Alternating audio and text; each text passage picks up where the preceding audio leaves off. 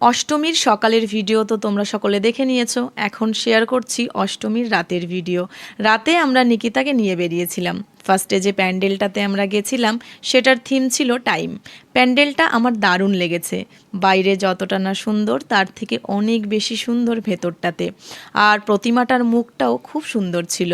শিলিগুড়িতে এখনও পর্যন্ত যে কটা ঠাকুর বা প্যান্ডেল আমি দেখেছি তার মধ্যে এখনও পর্যন্ত এটা বেস্ট। ঠাকুর দেখে নিকিতা খেয়ে নিল ওর ফেভারিট স্প্রিং রোল।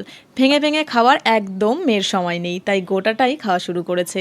খাওয়া দাওয়ার পর আমরা আবারও বেরিয়ে পড়লাম নতুন একটা প্যান্ডেলের উদ্দেশ্যে। আর এটাই আমাদের সব থেকে বড় ভুল। আমরা 8:30 নাগাদ বাড়ি থেকে বেরিয়েছিলাম, মাত্র দুটো প্যান্ডেল দেখে প্রায় 12:30 নাগাদ আমরা বাড়িতে ফিরি।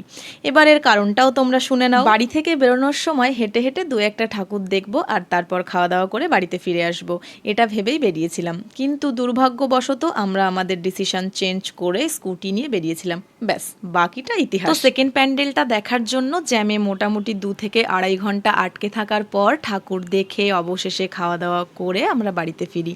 তো এমনভাবেই জ্যামে আটকে ঘামের গন্ধ শুখে অনেক রাত জেগে আমাদের অষ্টমীটা কাটলো। তোমাদের পুজো কেমন কাটছে জানিও।